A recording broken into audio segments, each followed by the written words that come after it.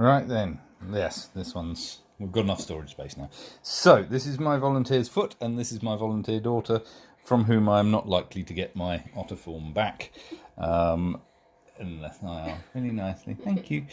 So there's loads of different types of Otoforms. Everyone's got their own designs. There's 12 I want to run through, and we're going to try and do 4 in this video. We're going to do a simple wedge, a wedge with a window, a distal half wedge, and a proximal half wedge. So all doing different jobs. So starting off with your simple wedge, I'm going to do between first and second, but this could just as easily be anywhere else.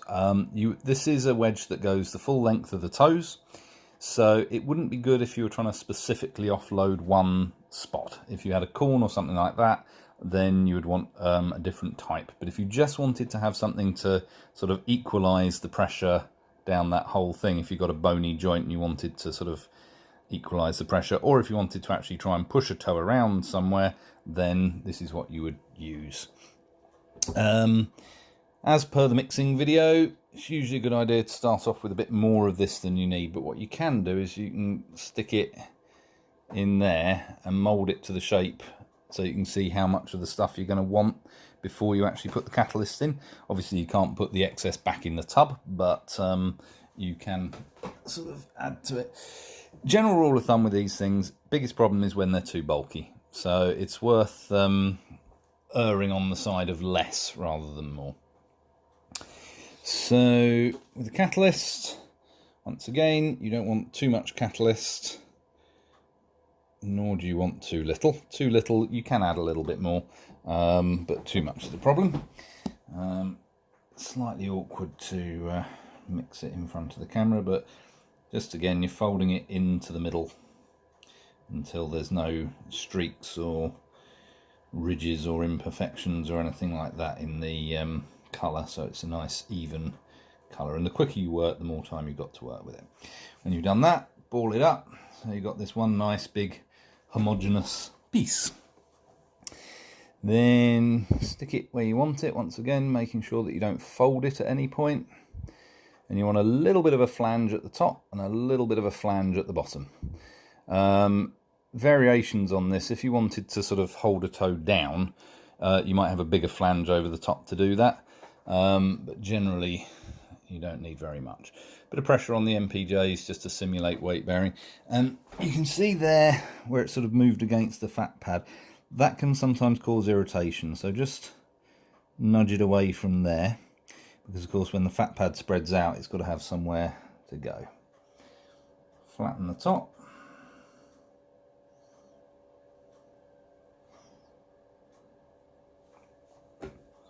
And there we go. So that's about the amount of overhang you would need on the top side, and a little bit of an underhang there. That's just so it doesn't fall out. If we've got the catalyst amount right, it'll take about 2 or 3 minutes to set. And then what you're looking for in a nice one is for there to be no creases, no lines, no imperfections. They ultimately tend to die either when they get lost, when they get eaten by pets, or when they split. So if you can make sure there are no lines or imperfections or anything like that. And that's more or less set now. That's holding its shape. So that would just slot in there like so, and that should stay put pretty well. Okay, so that's, as I say, just a straightforward wedge. That's not going to deflect off of anything. If we had a corn or something along those lines, the way you do it is you first of all enucleate the ID corn, and then you do the Otoform, always assuming that there's no break in the skin, and you will actually be able to see the imprint of the corn on the Otoform. So the second type of pad you can use is a window. You take a bog standard blade, and you, as it suggests,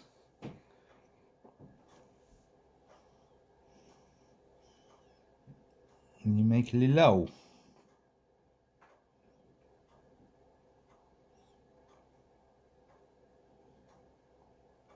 Like so.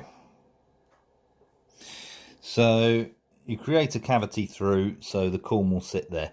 And because of course you know exactly where the corn is, because when you made the Otoform you could see the impression of the corn, you can be really very specific about getting it in the right place. It's a good way of doing it. And you do that just as you would enucleate a corn. You just circumscribe around the outside. So that is a full wedge with a window. So the next two flavours are a distal wedge and a proximal wedge, and this is when you want to offload something a little bit more profoundly than just with an ordinary wedge. One of the more common applications of this would be for an ingrown toenail, because Eleanor's feet, as you can see, when you squeeze them together, the toes contact at the distal end and leave a gap down the bottom. So when her shoes do that, all the pressure is on the top, which is why she did have an ingrowing toenail down there, which she no longer has because we did a P&A on it, which you can't really see, but that is no longer a problem. But it did heal in 2 weeks. That's right, we did very well. But yes, flex. But you can see there why that developed an ingrown toenail. So a proximal wedge is basically something to separate it there so that the distal end doesn't connect. So your proximal wedge is basically designed to sit there, so that now when the toes go together, it's at the base of the toes that they connect more so than the distal end. You want to bring it up to just behind where it wants to be. So if the corn, for example, was there, that would be about right. And if you're trying to keep the pressure off the toenail, then that would be good. That's just a smidge not enough, so put a bit more in there. Once again, a little bit of catalyst. Once again, folding it into the middle.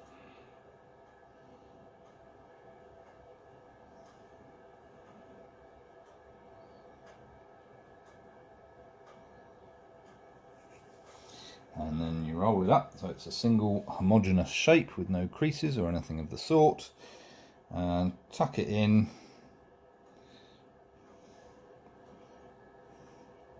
Once again, just pull it away from the fat pad at the base. And of course, if it's short and fat, it will hold it apart further. If it's long and thin, less so. And again, it's good to avoid the temptation to overwork it. There is a temptation to sort of keep messing with it after you don't need to anymore. So that's probably, let's smooth that in a little bit. So you can see if we do that now, when they're at rest, the contact point is at the base of the toes, less than at the end. And if you were doing it for an ingrown toenail, that's about where you'd want to go, maybe a fraction higher. Because of course, if there is pressure there, that can aggravate as well as up there. So you want to keep the load off that whole edge, that whole sulcus. So that's a proximal ID wedge. Okay, so this one is a little bit trickier. That we've just done, that is a proximal wedge. Oops, upside down. That's not going to help. That's a proximal wedge because it sits in that cleft. But what if what you want to do is create a gap at the base and have the wedge up there?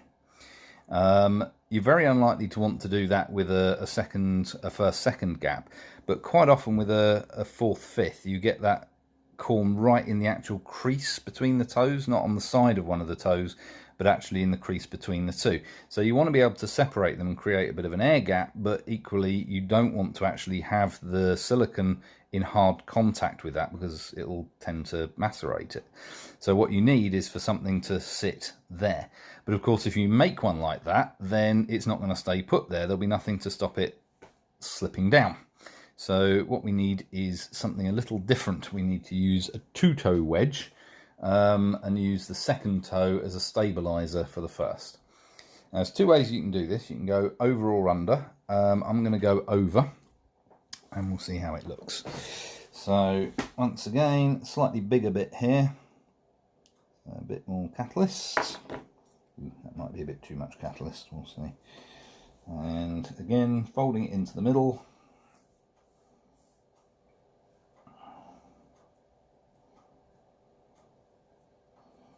Until it's a nice uniform colour with no marbling, no streaks, no splits and no cracks. And then when it is a nice uniform colour, we mix it into a ball so it's one homogeneous piece. Now if you can just relax your foot for me as much as you can, sweetheart. So you start off on this side, so this is to stabilise it, and then you roll it over the toe so that's the distal wedge. That's obviously way too bulky, so we're going to pinch off a whole bunch of it.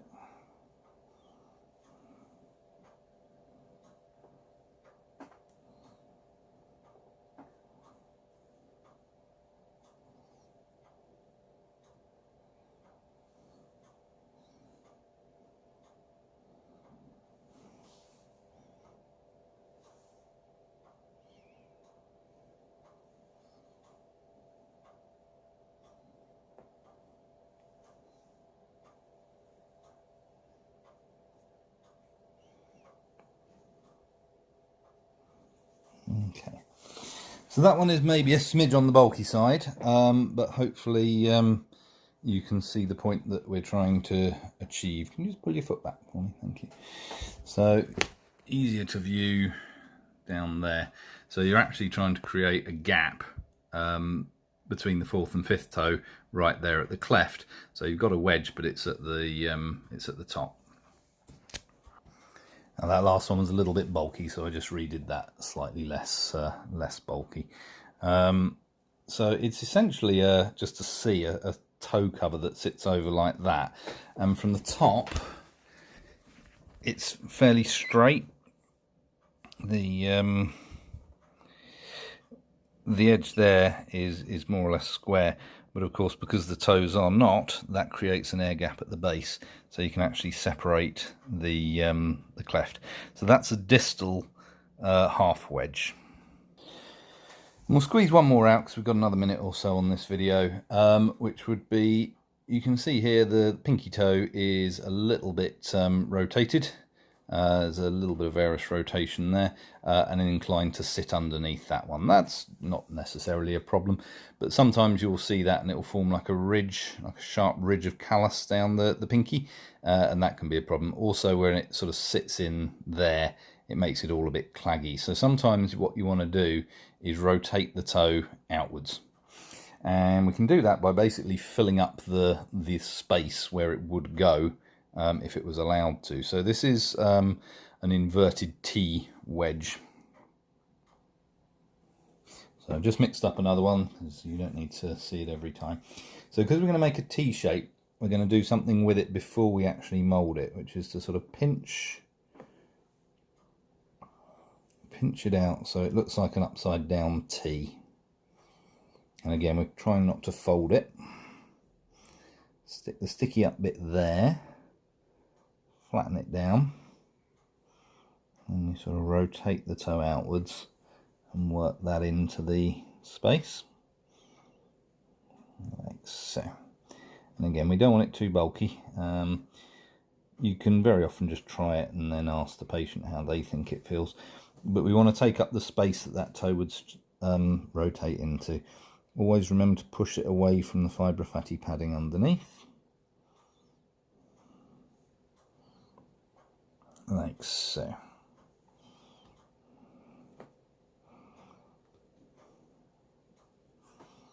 That's good. That's cured fairly quickly this time. So you can see this one better from the end view because we're trying to look at a rotational deformity. Not deformity, that's the wrong word, sorry. A shape. A rotational action. Rotational action. I keep tapping on the actual toes to try and make the camera focus. It doesn't actually work that way. So we're trying to stop that toe from rotating in and under. So left to its own devices, it will tend to do that. But if you have a a rotational wedge or an upside down T-wedge or whatever you want to call it, it just stops it doing that. That could probably be a bit thinner there. There we go. Okay, so that's a rotational wedge or an upside down T-wedge.